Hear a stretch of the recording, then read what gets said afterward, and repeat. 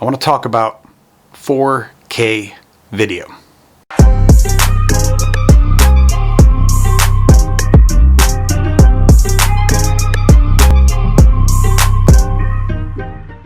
So if you start doing videos now, the temptation is to say, well, I want to do things in the 4K.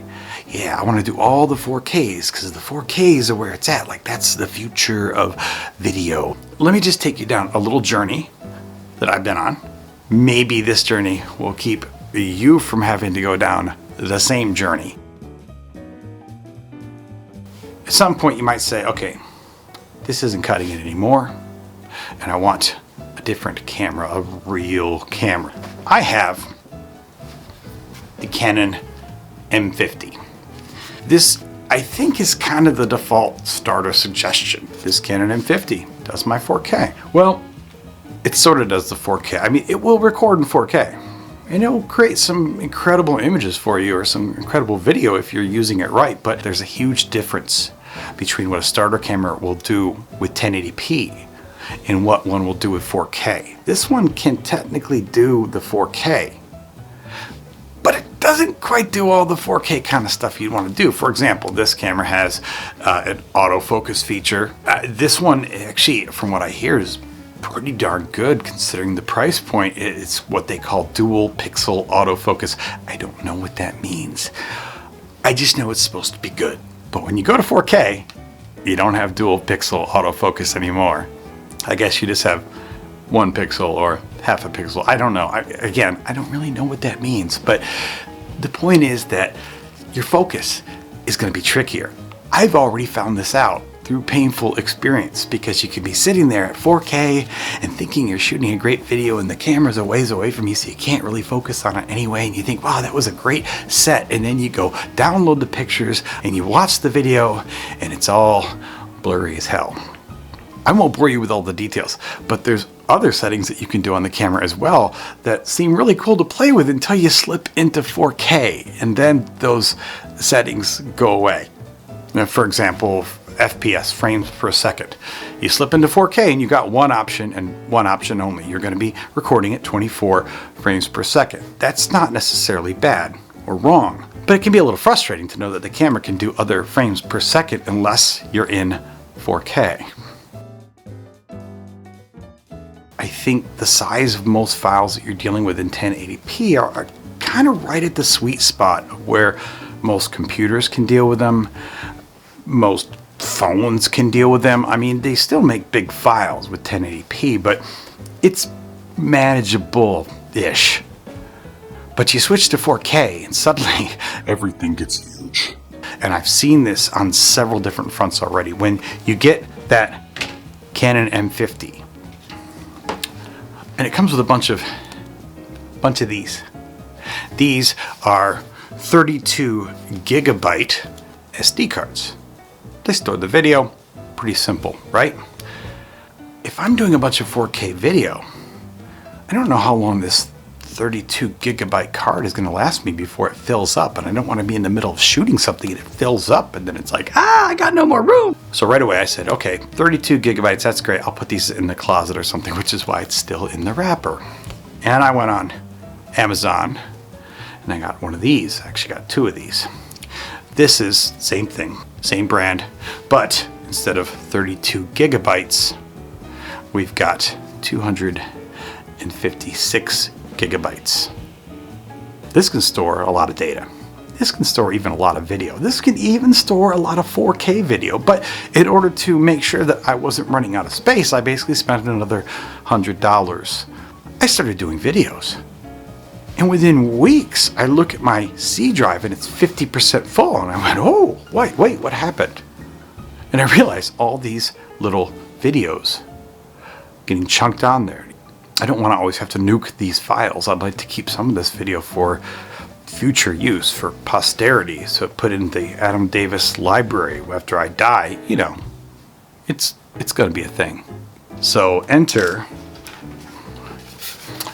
the external hard drive. This puppy right here is 20 juicy terabytes of storage. You can put all the storages on this, all of them. or at least a lot, up to 20 terabytes. It also cost me $300. And even then, at some point, I'm going to run out of space on the 20 terabyte. Now, if I'm doing 1080p videos, I'm not sure if I'll ever run out of the space. But when I'm doing 4K videos, I've learned that, yeah, at some point, not too far in the future, I'm going to run out of space. It takes a lot of space. That space from the video files from 4K, it adds up. Take a 20, a 30, or 40 gigabyte video file and see how long it takes to move that around your computers and around your storage systems. It's not fast. It's not even close to fast. You drag these over to your hard drive and then you wait and you wait, and the little bar tells you the progress, which isn't a whole lot of progress, and you wait some more and you say, you know what? Maybe it's time to get a drink. So you sit back and you pour yourself some nice painting juice. And you wait. And you wait some more. I'm not kidding you. I've spent more than an hour sometimes waiting for the files off this stupid little sucker here to transfer over to my computer. If you've spent 30 minutes or an hour recording, you better just put those on transfer and then go have a drink. Have two, because it's going to be a minute. Yeah, it's going to take some time. It's not going to be quick. So you got the files transferred. You had a few drinks. You finally got everything on your hard drive, and you're ready to start some editing. Guess what? The waiting's not over. No. In fact, you got a good bit of waiting still to come. Because when you open up your editor and you start chunking in all these massive 4K files, your software goes and your computer goes and next thing you know, it's kind of crawling to a stop. Everything kind of grinds to a halt. So then you start Googling around like, oh, is this a bug or is there something I can fix? And they say, yeah, actually there's this option there to optimize files. And once they're optimized, then you can drag them around really easy, and it's fast and it's simple and it's no problems. Ooh, that's it. I just have to optimize the files. You select the files, you select optimize files, and then you wait. Even after all the time it took you to get the files to your hard drive, the optimization process is apparently intensive. Optimizing. Still optimizing. Yeah, it's still optimizing. It's going to be a minute. It's going to be quite a minute. Now maybe you need to do a little pre-processing of those files. Maybe you gotta adjust the frame rates. Maybe you gotta do some cropping before you even put it in the video editing tools. So I have been opening an open source tool called Handbrake. It basically allows you to take a video file and kind of transfer it over into different format. So I'd throw those videos in there and those files and I'd say, okay, let's get these standardized first. And then I'd click encode and then I'd wait. Still encoding. Oh yeah, still encoding. It's gonna be a while. It's gonna be quite a while. So many people talk about like the editing process and how it can be laborious in and of itself, and I'm sure that it can be. But I'm talking about all the time that you just spend sitting around and waiting for things to get from here over to there. And I probably know where you're at when you're thinking about video resolution and video processing. You're thinking, but I want the 4Ks, I want all the Ks. But what are you actually getting if you do the 4K? There's a lot of research that talks about what the human eye can actually discern. And if we look at the resolution of a 1080p video versus a 4K video on a traditional screen, the human eye can't distinguish the difference. If we take a 1080p video and if we take a 4K video and we put it on a 200-foot monitor, then yeah, you'd probably be able to see a difference. But we're not watching things on 200-foot monitors. Some of us are watching them on desktop monitors. And your desktop monitor might be a 4K monitor. There's a really good chance it's a 1080 monitor. But so many more people are going to be watching this on our default monitors. So much of YouTube's traffic is on these monitors right here. Do you really think that somebody watching your video on something like this as they go to work on the subway is going to be able to tell the difference between what you recorded in 4K and what you recorded in 1080p? If you're not sure what the answer is to that, I'm going to tell you now. It's no. No, they can't. They don't know the difference. They won't be able to tell. I know when you're setting up a rig or you're setting up a channel, you're thinking, but I want all the videos, I want the 4Ks, I want all the resolutions. But almost everyone is going to be watching this on some type of YouTube portal, right? But even when I'm watching videos on my computer, on my glorious 4K monitors, I'm watching those videos in a browser that by default pulls up the YouTube window for video like this. Even if your viewers are watching all of your video in glorious 4K, they're watching on this scrunched down little window almost all the time, which means that they can't tell the difference. They can't distinguish between a 1080 video and a 4K video. I know you're probably thinking, oh, but I have seen 4K videos. I have seen 4K videos that were amazing panoramas, and they were moose fighting elk and eagles flying over buffalo, and oh, it was the most incredible thing ever, and that's what I want. That's what I want on my videos. Well, first of all, are you actually taking videos like that? Are you doing like moose and caribou and grand vistas and mountains? You're probably gonna be doing something like this. You're talking to a camera and you're telling people about your passion, and you're sitting in a little room with some fuzzy lights behind you and some lights and on your face. And even if somebody could figure out the difference between 1080p and 4K, even if you're doing nature videos, maybe the point of your channel is that you go out and camp in the wilderness every week and you video it, great. But are your viewers actually watching that video on 4K monitors at full width and full resolution at all times? The answer is no. Yeah, it's no. The answer is no. I mean, believe me. I mean, you don't have to believe me, but believe me, the answer is no. They're not. Now again, you're thinking, but I've seen 4K video. And I've seen 1080 video that wasn't as crisp and as sharp and it wasn't as clear.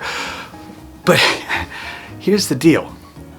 Whether your video is crisp and sharp and clear has very little to do with the resolution that it was recorded in. I mean, back in the day, you know, if you had some grainy video camera where you were filming Sasquatch in the Pacific Northwest, then maybe the quality of your video actually mattered.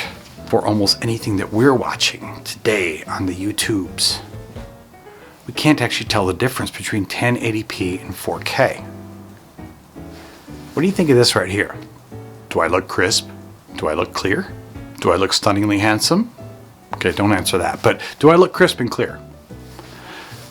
This isn't 4K. This is 1080p. And I'm saying this because it took me a while to really register this fact.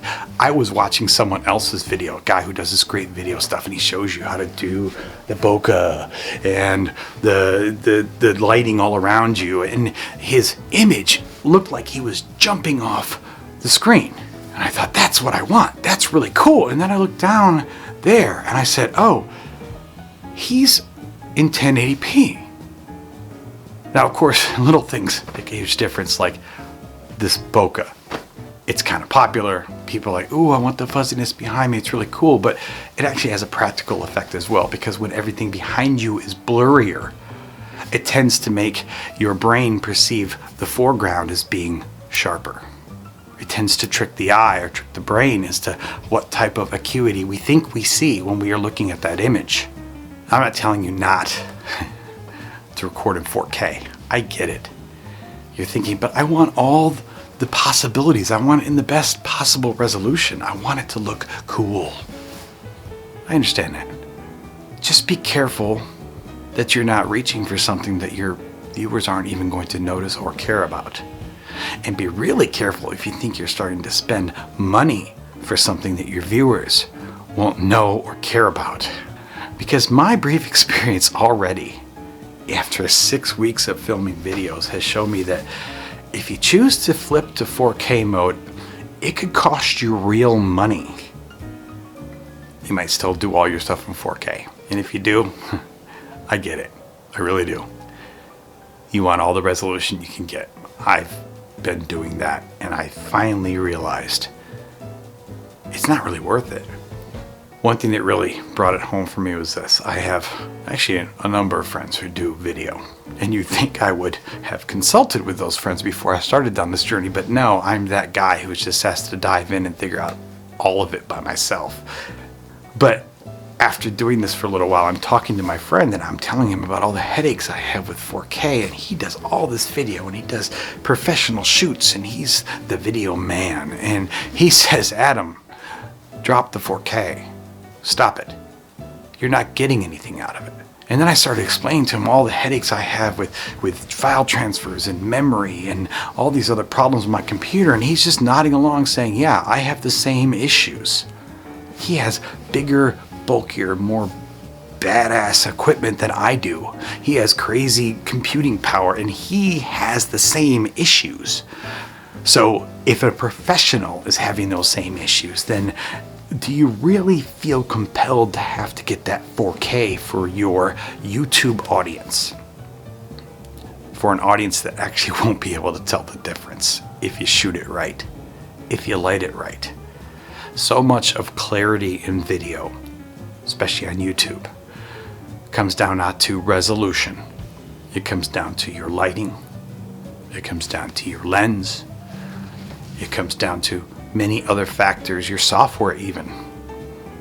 But many of those factors have nothing to do with whether or not you're recording in 4K. So I am contractually obligated by the laws of YouTube to tell you that you should subscribe. See? If I didn't do that, they'd arrest me. They would. You should even like, because if I don't get enough likes every day, then there's like a YouTube guy that comes down to my house and he beats me. So please, don't let that happen. Like, subscribe, do all the things. Thank you for joining us. I hope to see you here all the time. If you have any questions, drop them below. I'd love to hear from you. And thanks for tuning in.